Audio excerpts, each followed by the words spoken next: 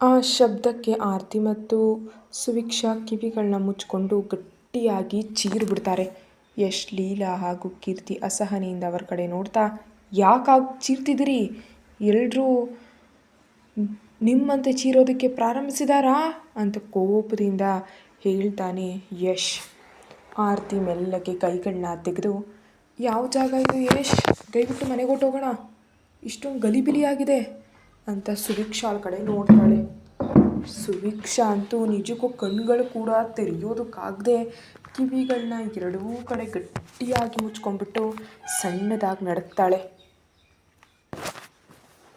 ಆ ಜಾಗನ ನೋಡ್ತಿದ್ರೆ ಆಕೆಗಂತೂ ಭಯದಿಂದ ಮೂತ್ರನೇ ಬಂದಂತಾಗಿ ಹಾಗೆ ಮರಗಟ್ಟು ಹೋಗ್ಬಿಡ್ತಾಳೆ.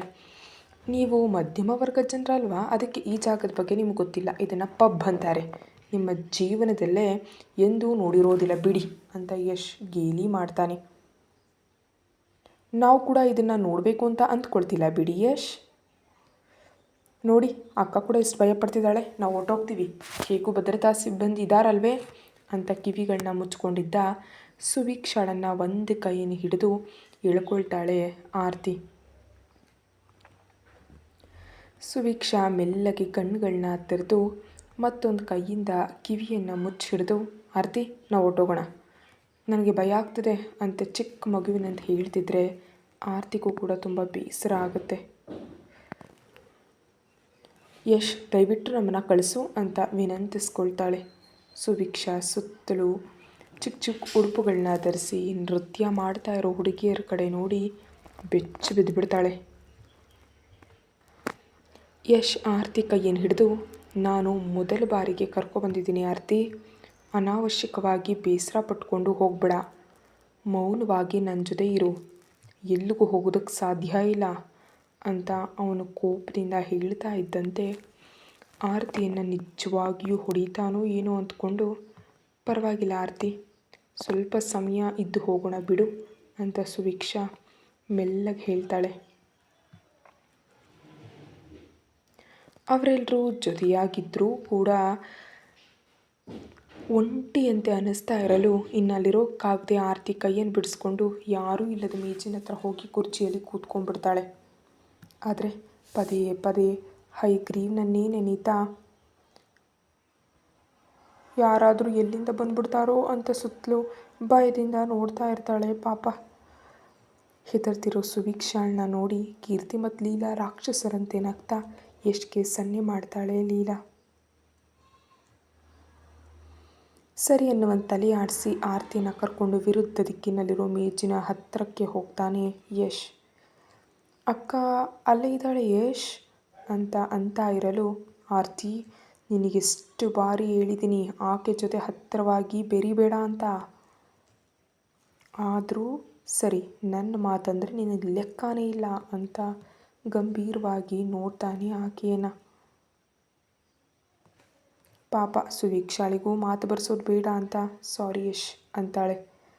ಆಕೆ ಕ್ಷಮಿಸು ಅಂದಾಕ್ಷಣ ಆತನ ಅಹಂ ತೃಪ್ತಿಯಾಗಿ, ನೀನು ಹೀಗಿದ್ರೆ ಮಾತ್ರ ನನಗೆ ಇಷ್ಟ ಆರತಿ, ಅನಾವಶ್ಯಕವಾಗಿ ನನಗೆ ಎದುರು ಮಾತಾಡಿದ್ರೆ ಮಾತ್ರ ಕೋಪ ಬರುತ್ತೆ, ಅದನ್ನು ಮೊದಲು ಅರ್ಥ ಮಾಡ್ಕೋ ಅಂತ ಮುದುರುಕೊಂಡಿರೋ ಆರತಿ ಮುಖವನ್ನು ನೋಡಿ ಆಕೆಯ ಕೈ ಮೇಲೆ ಮುತ್ತಿಡ್ತಾನೆ. ಆರತಿ ಸ್ವಲ್ಪ ಆತಂಕಗೊಂಡ್ರು ಆ ಕತ್ತಲಲ್ಲಿ ಯಾರನ್ನೂ ಲೆಕ್ಕಿಸದೆ ಮಧ್ಯ ಕುಳಿತಿರೋ ಜನರನ್ನು ನೋಡಿ ಮೌನವಾಗಿ ಉಳಿತಾಳೆ.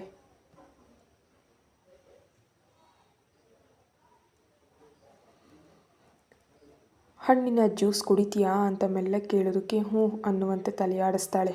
ಸರಿ ಅಂತ ಆರತಿಗೆ ಜ್ಯೂಸ್ ಹಾಗೂ ತನಗೆ ಡ್ರಿಂಕ್ಸ್ನ ತರಿಸ್ಕೊಳ್ತಾನೆ. ಸುವಿಕ್ಷಾ ಘಾಟಾಗಿ ತಗಲ್ತಿರೋ ಮದ್ಯದ ವಾಸನೆಯನ್ನು ತಡೆಯೋದಕ್ಕಾಗದೆ ತನ್ನ ಮೇಲುಡುಪಿನಿಂದ ಮೂಗನ್ನು ಮುಚ್ಕೊಳ್ತಾ ಇತ್ತ ಅತ್ತ ನೋಡ್ತಾ ಇರ್ತಾಳೆ. ಲೀಲಾ ಕೀರ್ತಿಯನ್ನು ಕೂಡ ಪಕ್ಕಕ್ಕೆ ಸರಿಯುವಂತೆ ಹೇಳ್ತಾಳೆ. ಸರಿ ಅಂತ ಕೀರ್ತಿ ಮುಂಭಾಗದಲ್ಲಿದ್ದ ಸೋಫಾದಲ್ಲಿ ಕೂತು ಓಡ್ಕಾವನ್ನು ತರಿಸ್ಕೊಳ್ತಾಳೆ. ಕೀರ್ತಿಯು ಹೊರಟು ಹೋದ ಮೇಲೆ ಲೀಲಾ ಯೋಗಿಗೆ ಮೆಸೇಜನ್ನು ಕಳಿಸಿ ತಾನು ಮಾತ್ರ ಸುವಿಕ್ಷಾಳ ಕಣ್ಣಿಗೆ ಕಾಣಿಸದಂತೆ ಹಿಂದೆ ಹೋಗಿ ಕೂತು ಆಕೆಯನ್ನು ಗಮನಿಸ್ತಾ ಇರ್ತಾಳೆ. ಅಷ್ಟರಲ್ಲಿ ವೆಯ್ಟರ್ ಬಂದು, ಮೇಡಮ್ ಆರ್ಡರ್ ಏನು ಅಂತ ಸಂಪ್ರದಾಯಸ್ಥಳಂತೆ ಕಾಣಿಸ್ತಿದ್ದ ಸುವೀಕ್ಷಾಳನ್ನು ಮೇಲಿನಿಂದ ಕೆಳಗೆ ನೋಡ್ತಾನೆ. ಸುವೀಕ್ಷಾ ಕೂಡ ಆತನ ಕಡೆ ವಿಚಿತ್ರವಾಗಿ ನೋಡಿ, ತುಂಬ ತಡ ಆಯ್ತಲ್ವೇ, ತಿನ್ನೋದಕ್ಕೇನು ಬೇಡ, ಚಹಾ ತಂದು ಕೊಟ್ಟರೆ ಸಾಕು, ತಲೆ ತುಂಬ ನೋಯ್ತಿದೆ ಅಂತ ಹೇಳ್ತಾಳೆ. ಅದನ್ನು ಕೇಳಿ ಆತನಿಗೆ ತಲೆ ತಿರುಗಿ ಕೈಯಲ್ಲಿದ್ದ ಪುಸ್ತಕ ಪೆನ್ನನ್ನು ಕೆಳಗೆ ಬೀಳಿಸಿ ಬಾಯಿ ತೆರೆದು ನೋಡ್ತಾನೆ. ಏಯ್ ಈಗೋ ವೆಯ್ಟರ್ ಅಂತ ಆಕೆ ನೋಡ್ತಿರೋ ಆತನನ್ನು ಅಲ್ಲೇ ಇದ್ದ ಫೋರ್ಕ್ ಕೈ ಮೇಲೆ ಸಣ್ಣದಾಗಿ ತಡ್ತಾಳೆ. ಆತ ಮೆಲ್ಲಗೆ, ಮೇಡಮ್ ನೀವು ತಪ್ಪಾಗಿ ಹೋಟೆಲ್ ಅಂದ್ಕೊಂಡು ಪಬ್ಬಿಗೆ ಬಂದಿದ್ದೀರಿ ಅನಿಸುತ್ತೆ. ಇಲ್ಲಿ ಕೇವಲ ಮದ್ಯ ಮತ್ತು ಮಾಂಸಾಹಾರ ಪದಾರ್ಥಗಳು ಮಾತ್ರ ಸಿಗುತ್ತವೆ ಅಂತ ಆಕೆಗೆ ಅರ್ಥವಾಗುವಂತೆ ಹೇಳ್ತಾನೆ. ಸುತ್ತಲೂ ಜನರ ಕಣ್ಣುಗಳು ಸುವೀಕ್ಷಾಳನ್ನ ಮೇಲಿಂದ ಕೆಳಗೆ ನೋಡ್ತಾ ಇರುತ್ತೆ. ಸುವೀಕ್ಷಾಗೆ ಅವ್ರು ಯಾಕೆ ತೂರಾಡ್ತಿದ್ದಾರಂತ ಅರ್ಥ ಆಗದೆ ಸಿಡಿಮಿಡಿಯಿಂದ DJ ವೇದಿಕೆ ಕಡೆ ನೋಡಿ ಕಣ್ಣನ್ನು ದೊಡ್ಡದು ಮಾಡ್ತಾಳೆ. ಆಗಲೇ ಕೀರ್ತಿ ನೃತ್ಯ ಮಾಡ್ತಿರೋದು ನೋಡಿ ಬಾಯಿ ತೆರೆದು ಬಿಡ್ತಾಳೆ. ಅಸಲಿಗೆ ಕೀರ್ತಿ ಮನೆಯಲ್ಲಿಯೂ ಜೀನ್ಸ್ ಶರ್ಟ್ಗಳನ್ನ ಧರಿಸ್ತಾಳೆ ಹೊರತು ಚೂಡಿದಾರ್ ಲಂಗ ದೋಣಿಗಳನ್ನ ಧರಿಸೋದಿಲ್ಲ. ಈಗ ಪಾರ್ಟಿಗೆ ಬರುವಾಗಲೂ ಜೀನ್ಸ್ ಮೇಲೆ ಮೇಲುಡುಪನ್ನು ಧರಿಸ್ಕೊಂಡು ಬಂದಿದ್ದಾಳೆ. ಆ ನಂತರ ಈ ಕಡೆ ತಿರುಗಿ, ಹೌದಾ, ಹಾಗಾದರೆ ಇಲ್ಲಿ ಚಹಾ ಕೂಡ ಸಿಗೋದಿಲ್ವಾ? ಇಲ್ಲ ಮೇಡಮ್. ಸರಿ ಸರಿ ನೀವು ಹೋಗಿ ಅಂತ ಆತನನ್ನು ಕಳಿಸ್ಬಿಡ್ತಾಳೆ. ಪಾಪ ಯಾರೋ ಇವಳು ಹುಚ್ಚಿ ಅನಿಸುತ್ತೆ ಅಂತ ಅಂದ್ಕೊಂಡು ಆತ ಅಲ್ಲಿಂದ ಹೋಗ್ಬಿಡ್ತಾನೆ. ಅಷ್ಟರಲ್ಲಿ ಕಾಮದ ಕಣ್ಣುಗಳಿಂದ ನೋಡ್ತಿರೋ ಗಂಡಸರು, ಅರೆ ಬರೆ ಉಡುಪಿನಲ್ಲಿ ಮೈ ಪ್ರದರ್ಶನ ಮಾಡ್ತಾ ನೃತ್ಯ ಮಾಡ್ತಿರೋ ಹೆಣ್ಣುಮಕ್ಕಳು, ಇದನ್ನು ನೋಡಲಾಗದೆ ಸುವೀಕ್ಷಾ ತಲೆಯನ್ನು ಹಿಡ್ಕೊಂಡ್ಬಿಡ್ತಾಳೆ. ಯಶ್ ಮತ್ತು ಆರತಿ ಇನ್ನೂ ಕೀರ್ತಿಯನ್ನು ನೋಡಿಲ್ಲ. ಅವರು ಕೀರ್ತಿಯನ್ನು ಹಾಗೆ ನೋಡಿ ಸುವೀಕ್ಷಾಗಂತೂ ಅಸಹ್ಯ ಅನ್ನಿಸ್ತು. ನಿಜಕ್ಕೂ ಮದುವೆ ಆದ ಹೆಣ್ಣು ಹೀಗೆ ತಯಾರಾಗಿ ಅಷ್ಟೊಂದು ಜನ ಗಂಡಸರ ನಡುವೆ ನೃತ್ಯ ಮಾಡ್ತಾರಾ? ಮೇಲಾಗಿ ಇಲ್ಲಿ ಆಕೆ ಅಣ್ಣ ಕೂಡ ಇದ್ದಾನೆ.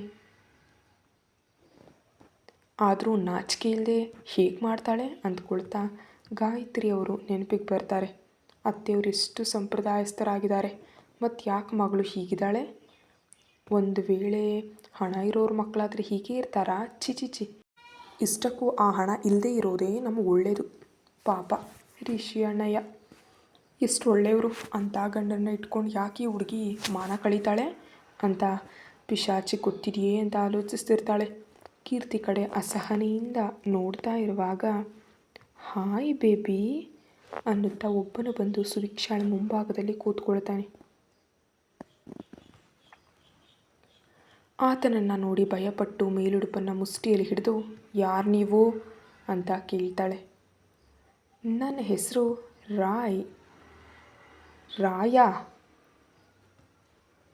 ರಾಯ ಅಲ್ಲ, ರಾಯ್. ಓಹೋ, ಆದರೂ ಅದೇನು ಹೆಸರು ರಾಯಿಯಪ್ಪ ಅಂತ? ನಿಮ್ಮವರಿಗೆ ಬೇರೆ ಹೆಸರುಗಳು ಸಿಗಲಿಲ್ವಾ ಅಂತ ವಿಚಿತ್ರವಾಗಿ ಮುಖವನ್ನು ಮಾಡ್ತಾಳೆ.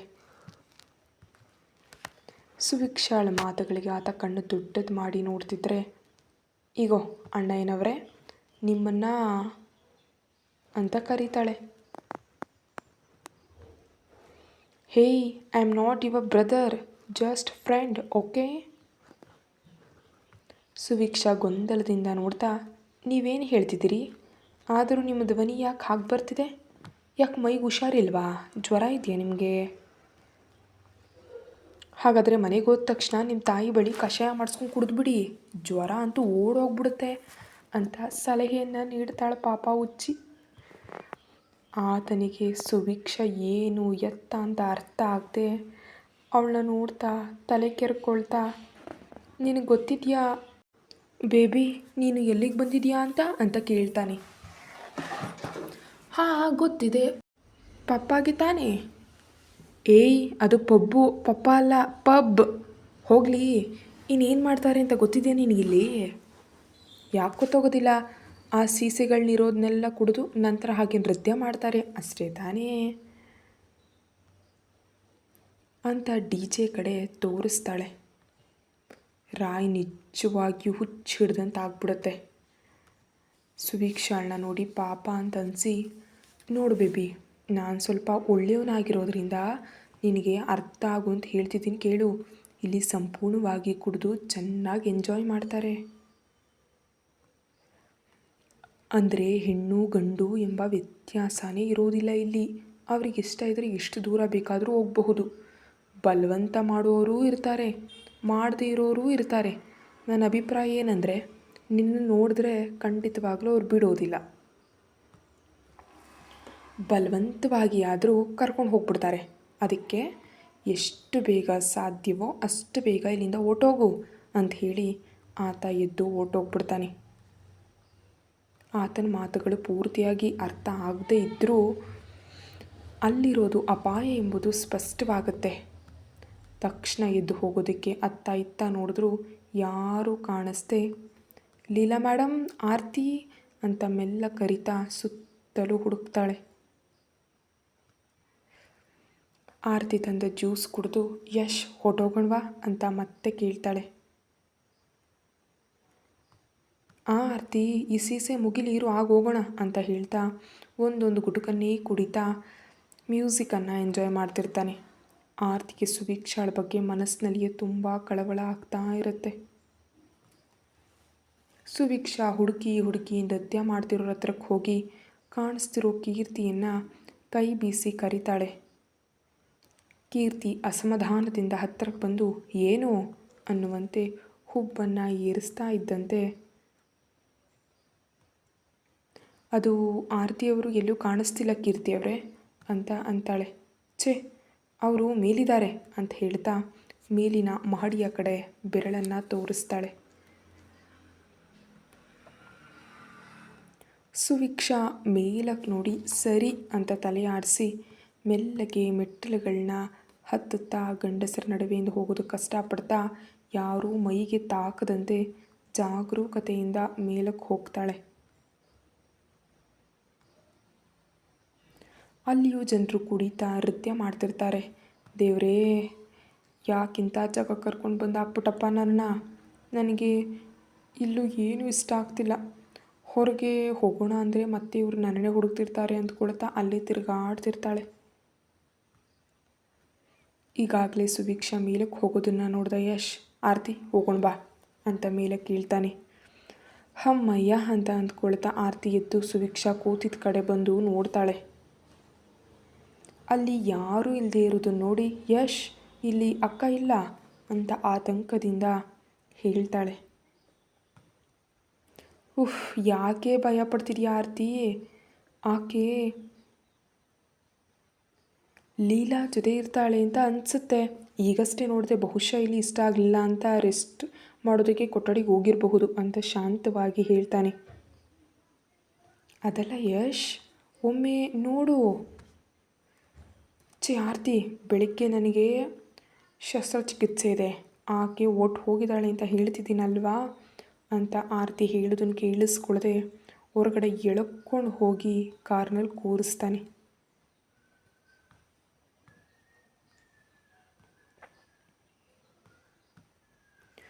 ಅದೆಲ್ಲ ಯಶ್, ಒಂದು ವೇಳೆ ಅಕ್ಕ ಅಲ್ಲೇ ಇದ್ದರೆ? ಬಾಯಿ ಮುಚ್ಚಾರ್ತಿ, ಹೇಳಿದ್ದನ್ನು ಕೇಳೋದನ್ನು ಕಲಿ ಅಂತ ಮೊದಲು ಅಂತ ಗದರಿಸ್ತಾ ಕಾರನ್ನು ಓಡಿಸ್ಕೊಂಡು ಮನೆಗೆ ಕರ್ಕೊಂಡು ಹೋಗ್ಬಿಡ್ತಾನೆ. ಮೇಲಿನ ಮಹಡಿಯಲ್ಲಿ ಉದ್ದ ಬೆಳೆದ ಕೂದಲಿದ್ದ ಒಬ್ಬರನ್ನ ನೋಡಿ, ಅಯ್ಯೋ ಪರಮೇಶ್ವರ, ಇವನು ಗಂಡಸೋ ಹೆಂಗಸೋ ಅಂತ ಅಂದ್ಕೊಂಡೆ ಅಂತ ಸುವೀಕ್ಷಾ ಮನಸ್ಸಲ್ಲೇ ಭಾವಿಸ್ತಾಳೆ. ಕ್ಷಮಿಸು ಅಣ್ಣಯ್ಯವ್ರೆ ಅಂತ ಹೇಳಿ ಅಲ್ಲಿಂದ ಆಕೆ ಹೊರಡ್ತಾ ಇದ್ದರೆ, ಹೇಯ್ ತಡಿ ಅಂತ ಸುವೀಕ್ಷಾಳ ಕೈ ಹಿಡಿದು ತಡಿತಾನೆ ಅಲ್ಲೇ ಇದ್ದಂಥ ಒಬ್ಬ.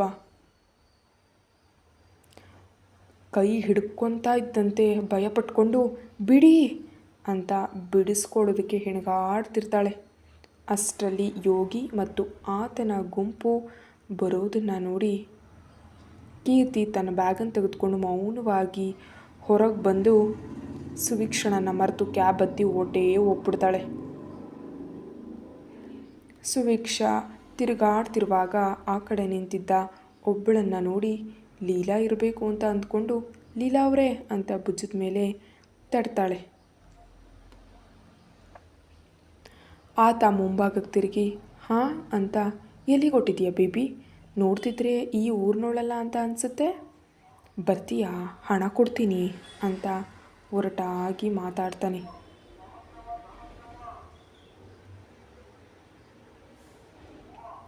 ಆ ಮಾತಿಗೆ ಭಯ, ನೋವು, ಕೋಪ ಎಲ್ಲವೂ ಒಮ್ಮೆಗೆ ಬಂದು ಪಿಶಾಚಿ ನೆನಪಾಗುತ್ತೆ. ನಿನ್ನ ರಕ್ಷಣೆಗೆ ನೀನೇ ನಿಲ್ಲಬೇಕು ಅಂತ ಆತ ಹೇಳಿದ ಮಾತು ಇವಳಿಗೆ ನೆನಪಿಗೆ ಬಂದು ತಲೆಯಲ್ಲಿದ್ದಂತಹ ಪಿನ್ನನ್ನು ಕಿತ್ತು ಹಿಡಿದಿದ್ದ ಆತನ ಕೈ ಮೇಲೆ ಚಕಚಕನೆ ಚುಚ್ಚಿ ಬಿಡ್ತಾಳೆ. ಏನು ಅಂದ್ಕೊಂಡಿದ್ಯೋ ಇಡಿಯಟ್, ದರಿದ್ರ ಮುಖದವನೇ, ಆ ಮುಖ ನೋಡು, ಒಣಗಿ ಹೋದ ಹರಕು ಮುಖದಂತ ಹೇಗಿದೆ, ನಿನ್ನ ಬಾಯಿಗೆ ಬಿಸಿ ಬಿಸಿ ಬೂದಿ ಹಾಕಬೇಕು ದರಿದ್ರದವನೇ ಅಂತ ನಿಲ್ಲಿಸ್ದೆ ಬಾಯಿಗೆ ಬಂದಂಗೆ ಬೈತಾನೇ ಇರ್ತಾಳೆ ಹಳ್ಳಿ ಭಾಷೆಯಲ್ಲಿ. ಅಮ್ಮೋ ತಾಯಿ, ತಪ್ಪಾಗೋಯ್ತು ಬಿಟ್ಬಿಡಮ್ಮ ಅಂತ ರಕ್ತ ಬರ್ತಿರೋ ಕೈಯನ್ನು ಕೊಡ್ಕೊಳ್ತಾನೆ ಆತ. ಸೊಟ್ಟದಾಗ ಬಿದ್ದ ಪಾತ್ರೆ ಮುಖದವನೇ, ಸನ್ಯಾಸಿ ನನ್ನ ಮಗನೇ, ಇನ್ನೊಮ್ಮೆ ನನ್ನ ತಂಟೆಗೆ ಏನಣ್ಣ ಬಂದರೆ ಶಾಪ ಕೊಟ್ಬಿಡ್ತೀನಿ, ಆಗ ಜೀವನದಲ್ಲಿ ಅನ್ನ ಕೂಡ ನಿಂಗೆ ಸಿಗೋದಿಲ್ಲ ಅಂತ ಕೋಪದಿಂದ ಅಲ್ಲಿಂದ ಮತ್ತೊಂದು ಕಡೆಗೆ ಹೋಗ್ತಾಳೆ. ಈ ಕತ್ತಲೆಯಲ್ಲಿ ಎಲ್ಲೆಲ್ಲಿ ಸತ್ತಿದಾರೋ ಇವರು ಅಂತ ಲೀಲಾ ಮತ್ತು ಯಶ್ರನ್ನು ಬೈದ್ಕೊಳ್ತಾ ಯೋಗಿಯ ಮುಂಭಾಗಕ್ಕೆ ಬಂದು ನಿಲ್ತಾಳೆ. ಕತೆ ಮುಂದುವರಿಯುತ್ತೆ. ಹೆಚ್ಚಿನ ವಿಡಿಯೋಗಾಗಿ ಚಾನಲ್ಗೆ ಮೆಂಬರ್ಶಿಪ್ ತೊಗೊಂಡು ವಿಡಿಯೋ ನೋಡಿ. Thank you. ಹಾಗೆ ಈ ವಿಡಿಯೋ ಪ್ರತಿಲಿಪಿಲಿ ಅಪ್ಲೋಡ್ ಆಗ್ತಿದೆ, ಎಲ್ಲದಕ್ಕಿಂತ ಮುಂಚೆ ಅಲ್ಲೂ ಕೂಡ ಹೋಗಿ ನೋಡ್ಬೋದು. Thank you.